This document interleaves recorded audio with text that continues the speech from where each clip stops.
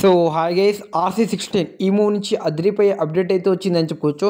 ఈ సినిమాలో చిరంజీవి గారు అయితే క్యామియో రోల్ అయితే చేయబోతున్నారని క్లారిటీగా అయితే అర్థమవుతుందని చెప్పుకోవచ్చు. మన బుచ్చిబాబు గారు డైరెక్టర్ మన చిరంజీవి గారికి అయితే రిక్వెస్ట్ అయితే చేసినట్ట, చేస్తున్నా లేదా మన చిరంజీవి గారు ఈ సినిమాలో క్యామియో రోల్, ఇంకా మన రామ్ చరణ్ క్యారెక్టర్ ఏ విధంగా రాసుకుండో ఈ వీడియోలో డిస్కస్ చేద్దాం. దానికన్నా ముందు ప్లీజ్ మన ఛానల్ ఇవాళ కొత్తగా వచ్చుంటే please request like and subscribe చేసుకొని సపోర్ట్ చేయండి. లేట్ చేయకుండా వీడియోలు అయితే వెళ్ళిపోదాం. అసలుకి ఈ సినిమా మీద భారీ ఎక్స్పెక్టేషన్ హైప్ అయితే ఉందని చెప్పుకోవచ్చు.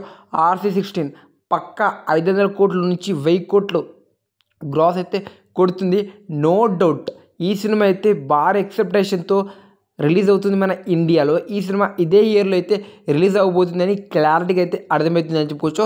March 27న రామ్ చరణ్ గారి బర్త్డే అయితే ఉందని చెప్పుకోవచ్చు. ఆ రోజున ఆ మూవీ నుంచి టీజర్ గ్లిమ్స్ లేకపోతే రామ్ చరణ్ గారి లుక్ అయితే బయటికి వచ్చే అవకాశం అయితే గట్టిగా కనిపించడం కాదు, పక్క వస్తుంది. కానీ ఈ మూవీలో ఒక గెస్ట్ రోల్ అయితే, ఒక మెయిన్ క్యారెక్టర్ని అయితే బుచ్చిబాబు గారు అయితే తీసుకుంటున్నాడని క్లారిటీగా అయితే అర్థమవుతుందని చెప్పొచ్చు. అది ఎవరో కాదు, మన చిరంజీవి గారే తీసుకోవాలి, తననే తీసుకోవాలని కొంచెం రిక్వెస్ట్ కూడా పెట్టిండు. కానీ ఇక్కడ ఒక సెంటిమెంట్ అయితే చాలా ఇదవుతుందని చెప్పుకోవచ్చు. రామ్ చరణ్ గారు ఇంకా చిరంజీవి వీళ్ళిద్దరు కలిసి నటించిన బ్రూస్లీ కావచ్చు, ఆచార్య కావచ్చు, ఫ్లాప్ అయినాయి. ఆ 2 మూవీస్లో వీళ్ళిద్దరు క్యామియో రోల్ అయితే చేసిర్రు.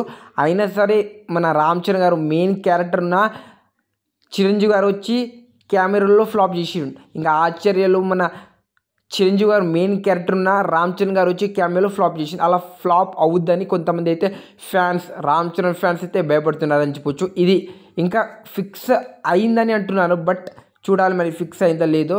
షూట్ చేస్తున్నప్పుడు మనకి క్లారిటీగా అయితే అర్థమవుతుంది. ఇది మన RC16 మూవీ నుంచి వచ్చిన అప్డేట్. ఈ అప్డేట్ మీకు ఎలా అనిపించిందో కామెంట్ చేయండి.